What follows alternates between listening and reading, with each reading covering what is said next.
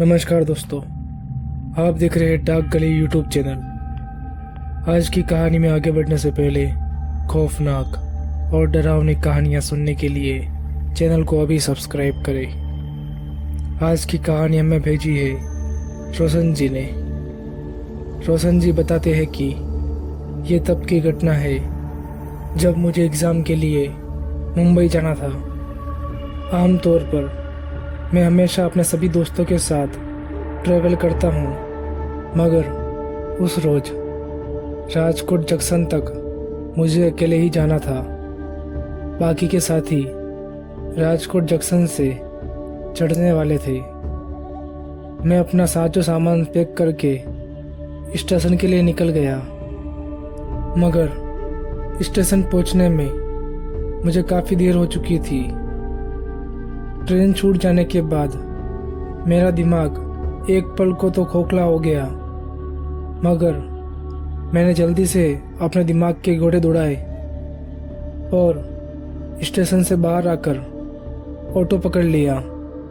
थोड़े आगे आने के बाद मैंने देखा कि मेरी ट्रेन एक छोटे पुल पर खड़ी थी, तो मैंने ऑटो ड्राइवर को ऑटो रोकने के लिए कहा और ऑटो से निकलकर तुरंत अपनी ट्रेन की तरफ भागा। मैं झाड़ियों में रास्ता बनाते हुए अपनी ट्रेन की तरफ बढ़ता जा रहा था। किसी तरह मैं ट्रेन में चढ़ ही गया। ट्रेन में चढ़ने के बाद मुझे एहसास हुआ कि मैं कितना कमज़ोर हो गया हूँ। 5 मिनट में दौड़ा होगा और मेरी सांसें उखड़ने लगी। मैं इसी सोच के साथ अपनी सीट पर पहुंचा, जहां पर पहले से ही एक आदमी आराम से सोया हुआ था। मैं उनके आराम में खलल देते हुए कहा, बाबा जी, ये सीट मेरी है, उठिए तो सही और कहीं जाकर बैठ जाइए। इस पर बाबा जी मुझे घूरने लगे और फिर अपनी आंखों की पुतलियां फैलाते हुए वहाँ से उठे और ट्रेन के गेट पर जाकर बैठ गए। इसी बीच मैं भी अपनी सीट पर फैल चुका था और ये भी डिसाइड कर लिया था कि मुंबई से वापस लौटते ही मैं जिम ज्वाइन कर लूँगा। ट्रेन चल पड़ती है।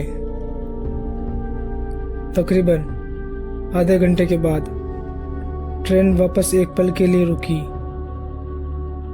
मुझे टॉयलेट लगी थी, तो मैं उसके लिए टॉयलेट के पास पहुंचा। मेरी नज़र अचानक ही उस बाबा पर चली गई। वो बाबा ट्रेन से उतर के पटरियों पर बैठे हुए थे। मैं टॉयलेट का दरवाज़ा पकड़ते हुए बाबा से बोला कि नीचे क्या कर रहे हो बाबा? कहीं ट्रेन चल पड़ी तो तुम भी चल बसोगे। मैंने इतना कहा ही था, तभी बाबा बोले, अरे मैं यहाँ से उठ नहीं पा रहा हूँ, जरा हाथ तो देना बेटा। इस पर मैं हंसते हुए बोला, अरे हड्डी अटक गई है क्या आपकी? रुको मैं आता हूँ। फिर मैं बाबा को वापस ट्रेन में चढ़ाने के लिए उतरा। अभी मैंने बाबा की तरफ अपना हाथ बढ़ाया ही था कि बाबा के चेहरे पर एक अजीब सी मुस्कान आ गई और उनकी आंखें भी बदल गई थी।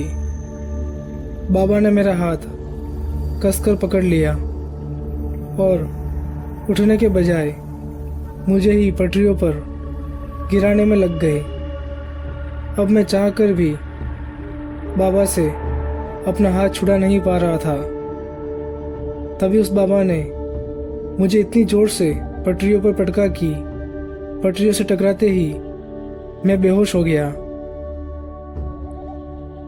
थोड़ी देर बाद जब मुझे होश आया तो मैं ट्रेन की सीट में सोया हुआ था और मेरे चारों तरफ कुछ लोग खड़े हुए थे। उन्होंने मुझे पूछा कि मैं नीचे कैसे गिरा, तो मैंने उनको सारी बात बता दी, जिसे सुनकर बगल में खड़े आदमी ने कहा कि अक्सर यहाँ पे ऐसा ही होता है। कहते हैं कि एक आदमी की मौत हो गई थी वो आदमी ट्रेन के गेट पर खड़ा था। तभी किसी दूसरे आदमी ने उसे जरा सा धक्का मार दिया, इसलिए उस आदमी को गुस्सा आ गया था और लड़ाई लड़ाई में उस बूढ़े आदमी का पैर फिसला और वो नीचे गिर गया और उसकी मौत वहीं पर हो गई। तब से उसकी आत्मा आज भी उठने के लिए मदद मांगती है और जो भी उसकी मदद के लिए जाता है वो उसी की जान ले लेता है। मेरा हाल बहुत ही ज़्यादा बुरा हो गया था। वो रात बहुत ही बुरी गुजरी। तो दोस्तों, आज की कहानी में बस इतना ही। अगर ये कहानी आपको अच्छी लगी हो तो वीडियो को लाइक करें और चैनल को अभी सब्सक्राइब करें।